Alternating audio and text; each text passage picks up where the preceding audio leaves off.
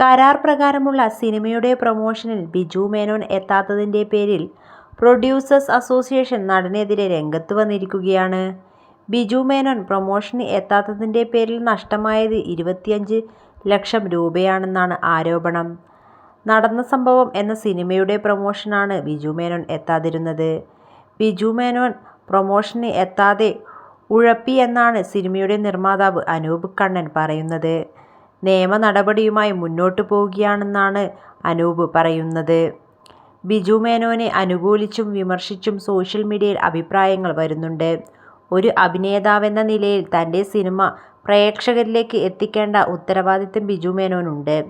Cinema promotion ഇന്ന് ഒഴിച്ചുകൂടാൻ പറ്റാത്തതാണ്. നടൻ നിർമ്മാതാവിൻ്റെ ഭാഗത്ത് നിന്ന് ചിന്തിക്കേണ്ടതായിരുന്നു എന്നൊക്കെയാണ് വിമർശനം. അതേസമയം ബിജു മേനോനെ അനുകൂലിക്കുന്നവരുമുണ്ട്. പ്രൊമോഷൻ കൊണ്ട് മാത്രം സിനിമ വിജയിക്കില്ല.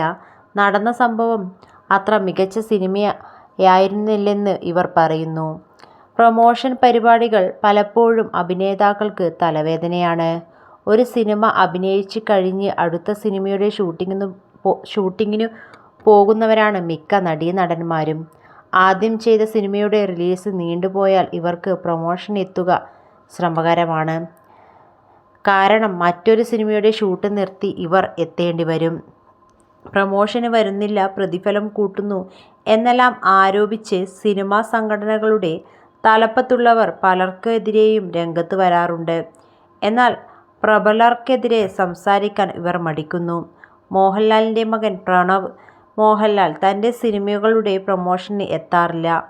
അതിൽ ആർക്കും ഒരു പരാതിയില്ലാത്തത് എന്തുകൊണ്ടാണെന്ന ചോദ്യം സോഷ്യൽ മീഡിയയിൽ ഉയർന്നു വരുന്നുണ്ട്. എന്തിന് പ്രണവിന് പ്രത്യേക പരിഗണന കൊടുക്കുന്നു? രാജാവിൻ്റെ മകനായതുകൊണ്ടാണോ എന്നാണ് ഇവരുടെ ചോദ്യം.